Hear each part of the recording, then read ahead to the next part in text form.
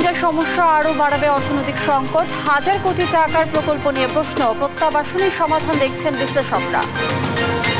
সাজেকে truck খাদে পড়ে 9 শ্রমিক নিহত। চালকের অদক্ষতা আর গাফিলতিতে বাড়ছে দুর্ঘটনা। শৃঙ্খলা ফেরাতে কঠোর হওয়ার পরামর্শ। তীব্র দাবদাহে বেড়েছে বিদ্যুতের চাহিদা। রাজধানীতে এখনও সহনীয় লোডশেডিং।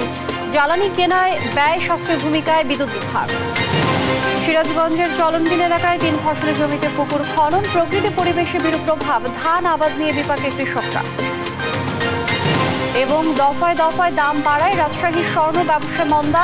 স্বর্ণকার পট্টিতে কমেছে ক্রেতার সমাগম। কাজ না থাকায় সংকটে কারিগররা। দেখছিলেন শিরোনাম সংবাদ সকালের সঙ্গে আছি আমি লিনিয়া আফরোজ। এবারে বিস্তারিত। দেশের অর্থনৈতিক নানা সংকট আরও বাড়াতে পারে রোহিঙ্গা ইস্যু। নতুন করে তাদের জন্য নেওয়া 1100 কোটি টাকার প্রকল্প সরকারের ব্যয় আরও বাড়াবে। এই প্রকল্পের সুফল নিয়ে প্রশ্ন তুলেছেন বিশ্লেষকরা। কারণ পুনর্বাসনের চেয়ে রোহিঙ্গা প্রত্যাবাসনেই সংকটের সমাধান দেখছেন তারা। নূপুর মাহমুদের রিপোর্ট। মিয়ানমার জান্তাদের নিপীড়নের মুখে 2017 সালে বাংলাদেশে আশ্রয় নেন প্রায় 10 লাখ রোহিঙ্গা। সেই সংখ্যা এখন 12 লাখ ছাড়িয়েছে। বিপুল সংখ্যক এই জনগোষ্ঠী আশ্রয় নিয়েছে দেশের সীমান্তবর্তী জেলা কক্সবাজারে। কিন্তু সীমান্ত এলাকা থেকে তারা এখন ছড়িয়ে পড়েছে সবখানে। দীর্ঘমেয়াদে দেশের সামাজিক ও অর্থনৈতিক সংকটের কারণ হতে পারেন রোহিঙ্গারা। আর এখনই বাড়তি চাপে পড়েছে দেশের অর্থনীতি। এর মধ্যে কক্সবাজার ও নোয়াখালীর ভাসানচরে আশ্রয় নেওয়া রোহিঙ্গা শিশু ও কিশোর কিশোরীদের শিক্ষার আওতায় নিয়ে আসতে 1123 কোটি টাকার বিশাল প্রকল্প নিচ্ছে প্রাথমিক ও গণশিক্ষা মন্ত্রণালয়। পরিকল্পনা মন্ত্রণালয়ে পাঠানো মন্ত্রণালয়ের প্রস্তাব বলছে, শিক্ষা দেওয়া হবে কক্সবাজার ও ভাসানচরের ক্যাম্পের শিশু ও কিশোর কিশোরীদের। আগামী 4 বছরে নতুন করে স্থাপন করা হবে 300 শিক্ষা কেন্দ্র। সংস্কার করা হবে বিদ্যমান 3000 লার্নিং সেন্টার। 2,70,000 শিশুকে প্রকল্পের অন্তর্ভুক্ত করা হবে। এই প্রকল্পে 668 কোটি 57 লাখ টাকা সহায়তা দিচ্ছে বিশ্বব্যাংক, আর 454 কোটি 44 লাখ টাকা দিচ্ছে সরকার। দেশের বর্তমান অর্থনৈতিক টানাপোড়েনে একে বড় অপচয় বলছেন বিশ্লেষকরা। আমরা প্রথমে বলেছি যে প্রায় 10-11 লাখের মতো আছে 2017-র পরে, এখন 2024-এ আমরা বলছি প্রায় 15 লাখ। তো যত সময় যাচ্ছে এই সব রকম এখানে অর্থায়নের যে সংকট, স্থানীয়ভাবে আইন শৃঙ্খলা পরিস্থিতির সংকট, একে অপরের প্রতি অবিশ্বাস, সব কিছুই সংকট বাড়বে যত সময় যাবে। আর আর্থিক সক্ষমতা বুঝে নতুন প্রকল্প নেওয়ার পরামর্শ সাবেক পররাষ্ট্রমন্ত্রী ডক্টর AK আব্দুল মোমেনের। মায়ানমার কারিকুলাম আমরা যা করেছি এটা ঠিকই করেছি, এবং এর বাইরে আমাদের ইকোনমিক অ্যাক্টিভিটিতে ওদের বিষয়ে এঙ্গেজ করার কোনো প্রয়োজনীয়তা নাই। আমাদের দেশে যতগুলো বড় প্রজেক্ট আমরা হাতে নিয়েছি, বাই অ্যান্ড লার্জ সেইগুলো return on investment is relatively very high. কারণ আমরা খুব প্রুডেন্ট জাতি, খুব হিসাব নিকাশ করে আমরা ঋণটা দিই। তো এই জন্যে কেউ যদিও বলেন, তবে হ্যাঁ, এই লাক্সারির জন্যে যে আমরা অনেক খরচ করি, এগুলো আমাদের কিছু কমাতে হবে। সরকারের ব্যয় সংকোচন নীতির মধ্যে রোহিঙ্গাদের জন্য নেয়া এই প্রকল্পকে বিলাসী ব্যয়ের আয়োজনও বলছেন বিশ্লেষকরা। নূপুর মাহমুদ, দেশ টিভি, ঢাকা। রাঙামাটির সাজেকে একটি ট্রাক নিয়ন্ত্রণ হারিয়ে খাদে পড়ে 9 জন নিহত হয়েছে। আহত অবস্থায় চিকিৎসাধীন আছে আরও 8 জন। আহত 8 জনকে উদ্ধার করে খাগড়াছড়ি হাসপাতালে নেওয়া হলে সেখানে আরও 3 জনের মৃত্যু হয়। রাঙামাটি থেকে সহকর্মী মিশু মল্লিকের পাঠানো তথ্য ছবিতে আরও জানাচ্ছেন দিবাশ্রী বড়ুয়া। রাঙামাটির সীমান্ত সড়কে কাজ শেষে ট্রাকে করে ফিরছিলেন শ্রমিকেরা। সাজেকের উদয়পুর সীমান্ত সড়কের 90 ডিগ্রি এলাকায় পৌঁছালে নিয়ন্ত্রণ হারিয়ে পাহাড়ের 100 ফুট গভীর খাতে পড়ে দুমড়ে মুচড়ে যায় ট্রাকটি। এতে ঘটনাস্থলে মৃত্যু হয় 6 শ্রমিকের। বুধবার বিকেল 5:30টার দিকে এই দুর্ঘটনা ঘটে। এখনো নিহতদের কারো নাম পরিচয় শনাক্ত করা যায়নি। পানি আছে, পানি দিচ্ছি। 6 জনের মৃত্যুর খবর নিশ্চিত করে উপজেলা নির্বাহী কর্মকর্তা জানান, আহতদের উদ্ধার করে চিকিৎসার জন্য হাসপাতালে পাঠানো হয়েছে। জায়গাটা হচ্ছে উদয়পুর 90 ডিগ্রি এলাকায় একটা ড্রাম ট্রাক উল্টে খাদে পড়ে যায়। 6 জন নিহত, 8 জন আহত। তাদেরকে এখন আপাতত খাগড়াছড়ি হসপিটালে প্রেরণ করা হচ্ছে আর কি। নিউজ ডেস্ক, দেশ টিভি। উন্নত দেশগুলোতে ট্রাফিক পুলিশের অনুপস্থিতিতেও মানতে হয় শৃঙ্খলা। কঠোর আইনের কারণে এসব দেশে দুর্ঘটনার হারও অনেকটা কম। দেশের সড়ক নিরাপত্তায় নানা আইন থাকলেও নেই সেসব মানার বালাই। একদিকে চালকদের অদক্ষতা আর প্রশাসনের গাফিলতিতে বাড়ছে সড়ক দুর্ঘটনা। এমন অবস্থায় সড়ক নিরাপত্তা আইন প্রয়োগে কঠোর হওয়ার পরামর্শ বিশেষজ্ঞদের। বিস্তারিত শাহাদাত নিশাদের রিপোর্টে। ইউরোপ, আমেরিকা কিংবা জাপানের মতো উন্নত দেশগুলোতে সড়ক আইনে রয়েছে সাজার ভিন্নতা। ইউরোপে সর্বোচ্চ গতির সিগন্যাল অমান্য করলে সড়কের গোপন ক্যামেরা দেখে চালকের বাসায় জরিমানার চিঠি পাঠিয়ে দেয় ট্রাফিক পুলিশ। যুক্তরাষ্ট্রে গতিসীমা অমান্য করলে লাইসেন্সের পয়েন্ট বাতিল, জরিমানা এমনকি গ্রেফতারের বিধান রয়েছে। সর্বনিম্ন $150 থেকে সর্বোচ্চ $2500 জরিমানা গুনতে হতে পারে। আছে সর্বোচ্চ 1 বছরের কারাদণ্ডের বিধান। কিন্তু এর ভিন্ন প্রেক্ষাপট যেন বাংলাদেশে। আইন আছে, নেই আইন মানার বালাই। 2018 সালে শিক্ষার্থী আন্দোলনের জেরে দেশে চালকদের সর্বোচ্চ 5 বছরের সাজার বিধান থেকে সড়ক পরিবহন আইন 2018 এর খসড়া চূড়ান্ত অনুমোদন দেয় সরকার। গেল মাসে ওই আইনের অন্তত 12টি ধারার শাস্তি কমানোর অনুমোদন দিয়েছে মন্ত্রিসভা। এতে 3টি অজামিনযোগ্য ধারাকে করা হয়েছে জামিনযোগ্য। সরকারের এই সিদ্ধান্তের কড়া সমালোচনা করেছেন নিরাপদ সড়ক চাই সংগঠন। জনগণের কথা, সড়ক দুর্ঘটনা রোধ করার বিষয়টা যতটা না মাথায় আছে তাদের, তার চেয়ে বেশি আছে যে তারা তাদেরকে খুশি করা, তারা যেটা বলে সেটাই তার সরকার শোনা। তো এই শুনতে গিয়ে আমরা যেমন বলি যে আনফিট গাড়িগুলো সড়কে চলতে দেওয়া যাবে না, কিন্তু আনফিট গাড়ি তো আপনার যে প্রচুর বেড়ে গেছে। নতুন আইনের মধ্যে যে কম্পেনসেশন ছিল, ফাইনের যে বিষয়টি ছিল, জরিমানার যে বিষয়টা ছিল, সেইগুলো বরঞ্চ আপনার পরিবহন সেক্টরের এই নেতারা তারা সরকারকে বলে আরও এটাকে কমানো হয়েছে। কমানোর জন্য আবেদন করে আবার এটাকে সংসদে পাঠানো হচ্ছে নতুন করে আপনাকে এই আইনটাকে দুর্বল করে পাস করার জন্য। চলতি বছর ঈদ মৌসুমে সড়ক, নৌ ও রেলপথে 419 দুর্ঘটনায় প্রাণ গেছে অন্তত 438 জনের। তাই নতুন করে সড়ক পরিবহন আইনটি নিয়ে ভাবা দরকার বলছেন বিশ্লেষকরা। দেখা যাচ্ছে গতিসীমা মানানোর জন্য বিভিন্ন জায়গাতে বিভিন্ন স্পটে পুলিশ হয়তো স্পিড গান দিয়ে তারা মেজার করে, বাট যেটা হচ্ছে যে এটা কিন্তু সব জায়গায় না। বাট আমাদের প্রযুক্তির সহায়তা নিতে হবে যাতে আমরা স্পিড ক্যামেরার মাধ্যমে এটা যদি আমরা স্পিড ওভার স্পিড করছি কিনা সেটা আমরা মনিটর করি, তাহলে দেখা যাবে চালকদের ভিতরে কিন্তু গতিসীমা মেনে চলার একটা প্রবণতা তৈরি হবে এবং সকলের জন্য আইন প্রয়োগটা সমান হবে। বিশ্বে প্রতি বছর সড়ক দুর্ঘটনায় গড়ে প্রাণ হারায় অন্তত 14 লাখ মানুষ। সড়কের দুর্ঘটনাকে মৃত্যুর 8ম প্রধানতম কারণ বলছেন WHO। এই অবস্থায় দেশের সড়কে শৃঙ্খলা ফেরাতে আইনের কঠোর প্রয়োগের পরামর্শ বিশেষজ্ঞদের। শাহাদাত নিশাদ, দেশ টিভি, ঢাকা। গরম বেড়ে গেলে বাড়ে বিদ্যুতের চাহিদা। এবছর তীব্র দাবদাহে চাহিদা অনেকটা বেড়েছে। তবে রাজধানীর বাণিজ্যিক কেন্দ্র ও হালকা শিল্প খাতে এখনও দেখা দেয়নি তেমন লোডশেডিং। বিপণী বিতান ও কারখানা সংশ্লিষ্টরা জানান, দিনে বিদ্যুৎ থাকে না 20 থেকে 30 মিনিট। আর বিদ্যুৎ উৎপাদনে জ্বালানি কেনায় নগদ অর্থের সংকট থাকায় ব্যয় সাশ্রয়ী ভূমিকায় বিদ্যুৎ বিভাগ। বিস্তারিত ইফতেখারের রিপোর্টে। সপ্তাহখানেক ধরে তীব্র দাবদাহে পুড়ছে দেশ, পুড়ছে রাজধানী। তাপপ্রবাহের সাথে পাল্লা দিয়ে বেড়েছে বিদ্যুতের চাহিদা। চলতি সপ্তাহে একদিনে বিদ্যুতের সর্বোচ্চ চাহিদা 16,500 মেগাওয়াট। বিপরীতে সর্বোচ্চ 16,233 মেগাওয়াট উৎপাদন সম্ভব হয়েছে। তবে রাজধানীর বিভিন্ন কারখানা ঘুরে দেখা যায় কাজ করছেন শ্রমিকরা। তারা জানান, এবার লোডশেডিং এর মাত্রা কম। মাঝে মধ্যে আর কি 10-15 মিনিটের জন্য যায়, আবার চলে আসে। মনে করেন যে দেখা যাচ্ছে সপ্তাহে 2-1 দিন হয়তো 1 ঘন্টা থাকে না, সেটাই দেখা গেছে অনেক 2-3 বার যায়, আবার অনেক সময় একবার যায়, কিন্তু কারেন্ট যায় না যে তা না, কারেন্ট যায়। রাজধানীর বিভিন্ন মার্কেট আর বিপণী বিতানের দোকানিরাও জানান, পর্যায়ক্রমে লোডশেডিং হচ্ছে। রাত 8টায় বন্ধ হয়ে যাবে সব বিপণী বিতান। দিনে 1-2 কারেন্ট চলে যায় আমাদের এখানে।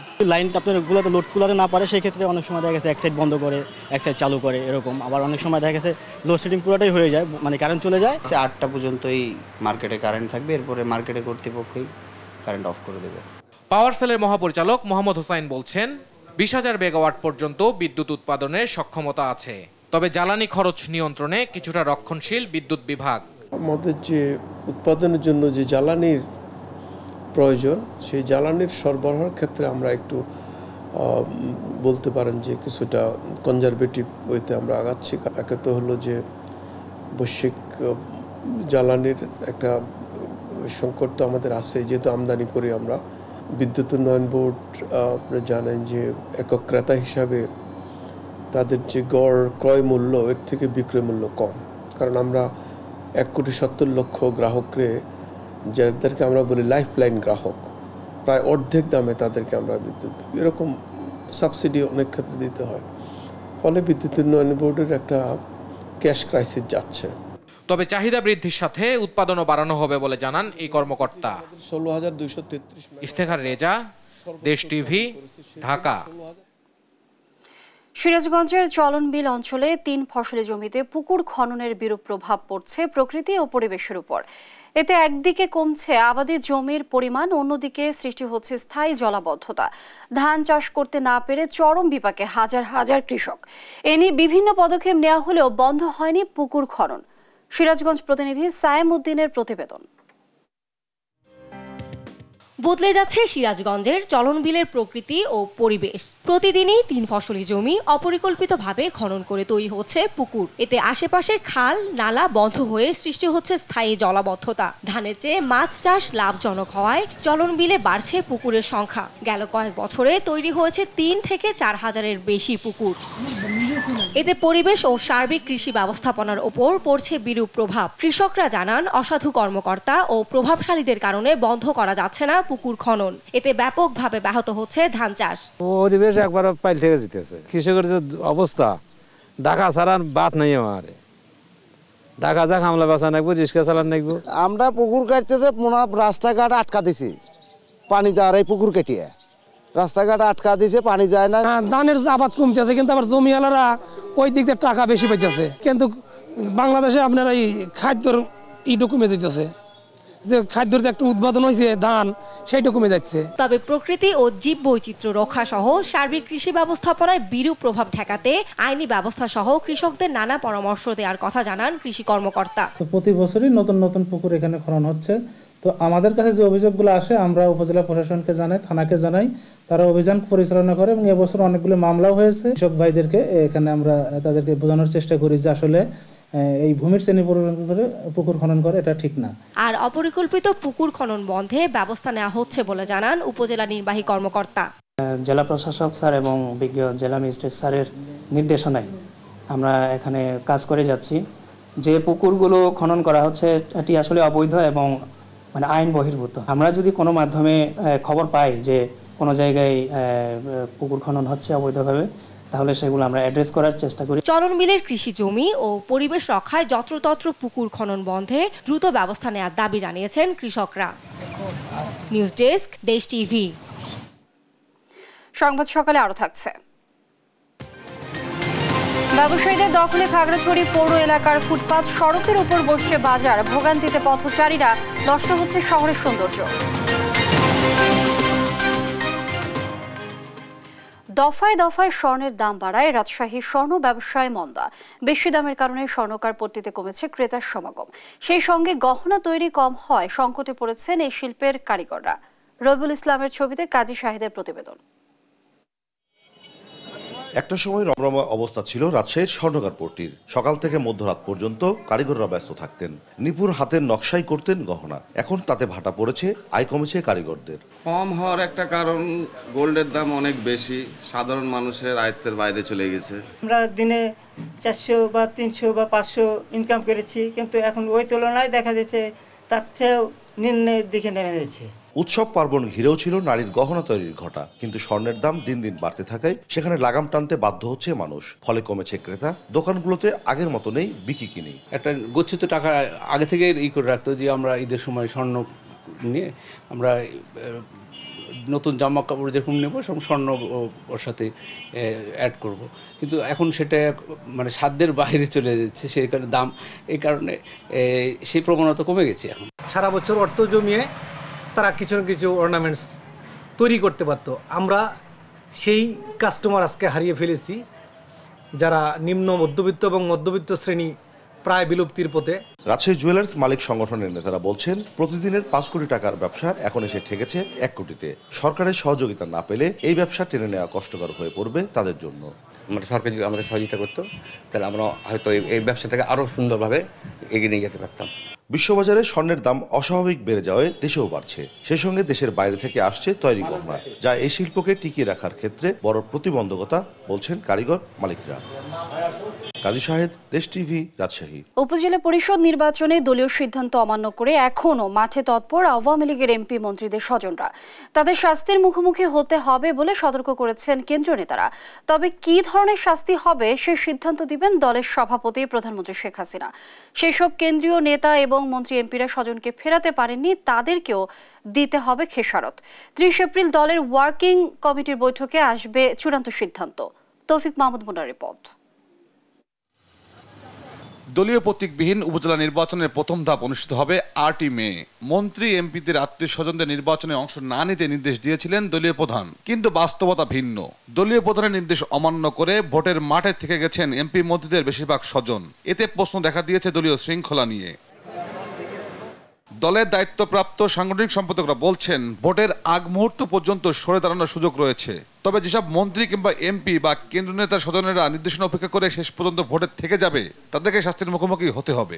দলের নিজস্ব অনেক পদ্ধতি আছে, তাকে ভবিষ্যতে পদ থেকে সরিয়ে দেওয়া, বা অনেক দেখা যাবে যে অনেক সিনিয়র এমপি আছে, হ্যাঁ, কিন্তু তারা মনে হয় তারা এবারে মন্ত্রী হবেন স্বাভাবিকভাবে, কিন্তু মন্ত্রিসভা যখন গঠিত হয় তাদের নাম খুঁজে পাওয়া যায় না।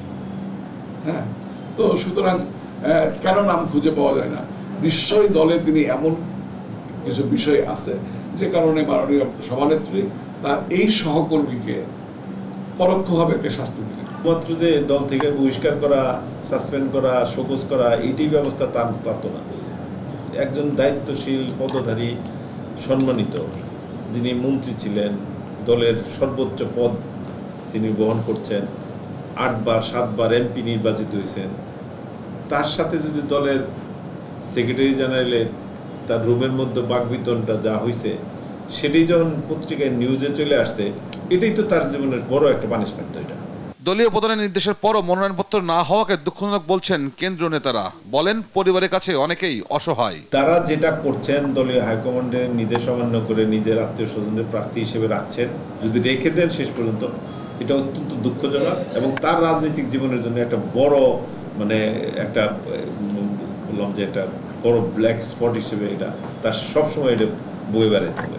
কিছু কিছু ক্ষেত্রে অনেকে পরিবারের কাছে অসহায় হয়ে যায়।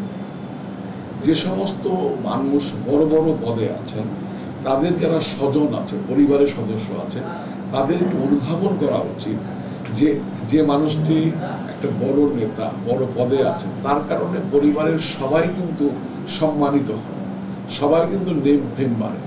তো যে গাছটি ফল দিচ্ছে, সেই গাছটিকে কেটে ফেলাটা পরিবারের সদস্যদের উচিত নয়।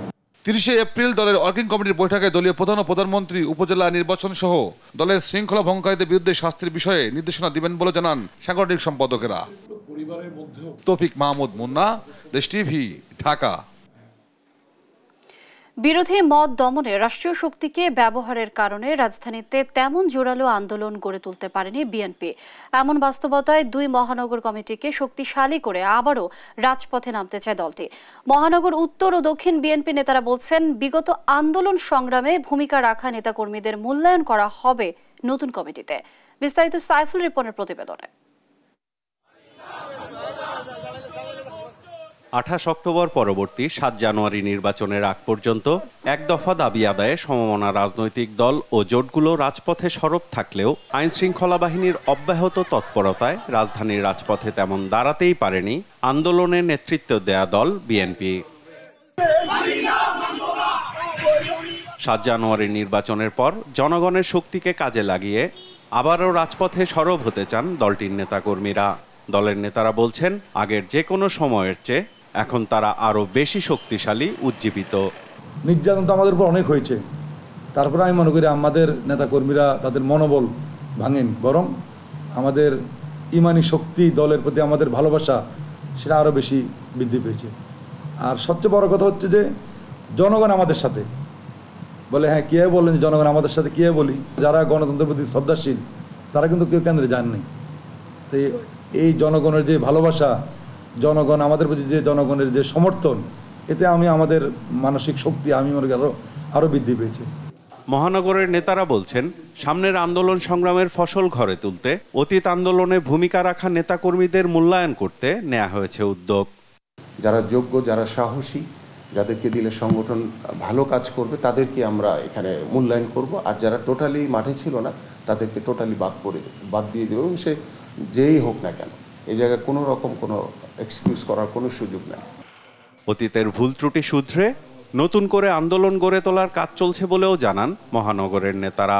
অবাধ সুষ্ঠু নির্বাচনে যেটা দাবি আমাদের, সেই দাবির জন্য আমাদের আন্দোলনের যে কর্মসূচি, এই বিষয়গুলি নিয়ে আমাদের হাইকমান্ড অলরেডি কাজ করছে এবং তার ভিতরে আমরা সাংগঠনিক যে কার্যক্রমগুলি রয়েছে, যেখানে আমাদের দুর্বলতা ছিল, সেই দুর্বলতাগুলো কাটিয়ে আমরা যাতে আরও সুসংগঠিত হয়ে আমরা মাঠে নামতে পারি এবং আমাদের দাবি আদায় করতে পারি, মানুষের জনগণের দাবি অধিকার আদায় করতে পারি, সেই লক্ষ্যে আমরা কাজ করে চলেছি। একটি কথা মনে রাখতে হবে, আমরা হচ্ছি নিরস্ত্র, আমাদের কাছে কোনো অস্ত্র নেই। আর প্রশাসন বা আওয়ামী লীগের লোকজন তারা অস্ত্র নিয়ে আমাদেরকে উপর হামলা করেছে, আমাদের নেতাকর্মীদের গ্রেপ্তার করেছে, মারছে, হত্যা করেছে, গুম করেছে। এত নির্যাতনের পরে তো আমাদের দল ইনশাল্লাহ এখন আমরা রাজপথে সমাবেশ, মিছিল, মিটিং করতে সক্ষম। নির্দলীয় নিরপেক্ষ সরকারের অধীনে নির্বাচনের দাবি আদায়ে ২৬ এপ্রিল নয়াপল্টনে ঢাকা মহানগর দক্ষিণ বিএনপির আয়োজনে সমাবেশ হওয়ার কথা থাকলেও তীব্র তাপদাহের কারণে কর্মসূচি স্থগিত করেছে বিএনপি। সাইফুল রিপন, দেশ টিভি, ঢাকা। সংবাদ সকালে আরো থাকছে। ভারতের লোকসভা নির্বাচনে ৪০০ আসনে জয় স্বপ্ন পূরণে অনেক কাঠ খড় পোড়াতে হবে বিজেপিকে, দক্ষিণাঞ্চলের চোখ মোদির। তীব্র তাপদাহের উত্তাপ চলছে নিত্যপণ্যের বাজারেও, যার প্রভাব পড়েছে সবজির বাজারে। বেড়েছে সব ধরনের সবজির দাম। এ বিষয়ে বিস্তারিত জানাতে ঝিনাইদহে আমরা যুক্ত হচ্ছি, সেখানে রয়েছেন সহকর্মী মেহেদী হাসান সবুজ। মেহেদী, আপনি নিশ্চয়ই শুনতে পাচ্ছেন, সবজির বাজার দর কেমন দেখছেন, বিস্তারিত জানাবেন।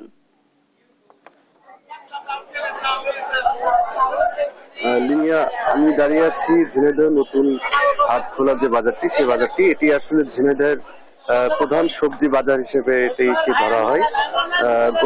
যেমন কি বলছিলেন, আসলে গত কয়েক সপ্তাহের তুলনায় কিন্তু আজকে সবজির বাজারের যে মূল্য, সেটি কিন্তু আসলে খুব বেশি একটি পরিবর্তন সকাল থেকে আমি লক্ষ্য করিনি। বাজারে এসে যে পরিস্থিতি দেখেছি, আজ পেঁয়াজের যে মূল্য, পেঁয়াজের যে পাইকারি বাজার, সেই বাজারটি আসলে ৪৫ থেকে ৪৮ টাকার মধ্যে কিন্তু এখন পর্যন্ত সীমাবদ্ধ আছে এবং সেটি খুচরা বাজারে বিক্রি হচ্ছে ৫০ থেকে ৫৫ টাকা। পাশাপাশি রসুন, ভালো যে রসুনটি বলা হয়, সেই রসুনটি বিক্রি হচ্ছে ১৬০ টাকা থেকে ১৭০ টাকা পাইকারি বাজারে এবং খুচরা বাজারে যেটি দেখলাম সেটির ১৮০ টাকা মতো বিক্রি হচ্ছে। তাছাড়া আলুর যে খুচরা বাজার, আলু বিক্রি হচ্ছে ৪৮ থেকে ৫০ টাকা। এছাড়াও বেগুনের বাজারটি আসলে স্থিতিশীল অবস্থাতেই লক্ষ্য করা যাচ্ছে, বেগুন ৪৫ থেকে ৫০ টাকা কেজি। তাছাড়া ছোট উস্তে যেটি, সেটি বিক্রি হচ্ছে ৮০ টাকা কেজি এবং করলা বিক্রি হচ্ছে ৬০ টাকা কেজিতে বিক্রি হচ্ছে। এছাড়া অন্যান্য যে সবজিগুলো আছে তার ভিতরে কাঁচা ঝাল বিক্রি হচ্ছে আপনার সর্বোচ্চ ৩৫ থেকে ৪০ টাকা কেজি। ঝিনাইদহের বাজারের পরিস্থিতি যেটি, কয়েকজন ক্রেতার সাথে কথা বলে যতটুকু জেনেছি, ঝিনাইদহের প্রচুর আবাদি ফসল হলেও ঝিনাইদহে কিন্তু সবজির বাজারের মূল্য আর একটু কম, এটি কিন্তু আশা করছেন সাধারণ ক্রেতারা। কিন্তু কোনোভাবেই বাজারটাকে সেভাবে পরিস্থিতি নিয়ন্ত্রণে আনা সম্ভব হচ্ছে না। এক্ষেত্রে বাজার মনিটরিং যে সেল আছে বা যে কমিটি বা সংস্থাগুলো আছে, তাদেরকে আসলে আর একটু কাঁচা বাজারের প্রতি তাদের দৃষ্টি দেওয়ার জন্য সাধারণ ক্রেতারা কিন্তু দাবি জানিয়েছেন।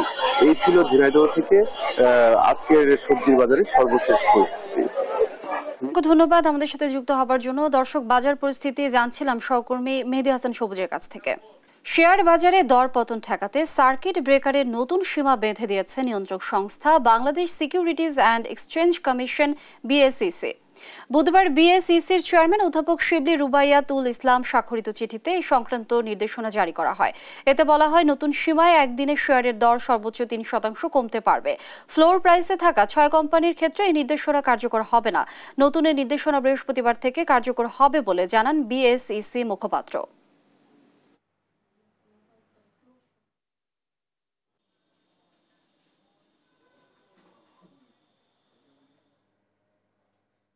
অস্বাভাবিক লেনদেন বন্ধের লক্ষ্যে বিনিয়োগকারীদের স্বার্থে এবং পুঁজিবাজারের উন্নয়নে এই নতুন ডাউন অর্ডারের এই নতুন 5% সার্কিট ব্রেকার ইম্পোর্ট করা হয়েছে এবং যা আগামীকাল থেকে ইফেক্ট। খাগড়াছড়ি পৌর শহরের অধিকাংশ ফুটপাত এখন ব্যবসায়ীদের দখলে। ফার্নিচার, রড, সিমেন্ট ও টিন সহ দোকানের পণ্য সামগ্রী ফেলে রাখা হচ্ছে ফুটপাতে। সড়কের উপর বসছে বাজারও। এতে ভোগান্তি পোহাতে হচ্ছে পথচারীদের। শুধু তাই নয়, এতে পর্যটন শহর খাগড়াছড়ির সৌন্দর্য নষ্ট হচ্ছে। খাগড়াছড়ি থেকে অপু দত্তের পাঠানো তথ্যচিত্রে টুম্পা আফরোজের রিপোর্ট। খাগড়াছড়ি পৌর শহরের মিলনপুর, আদালত সড়ক, শহীদ কাদের সড়ক, মসজিদ রোড, কলেজ রোড, পানখাইয়া পাড়া সহ বিভিন্ন ফুটপাত এখন এক শ্রেণীর অসাধু ব্যবসায়ীদের দখলে।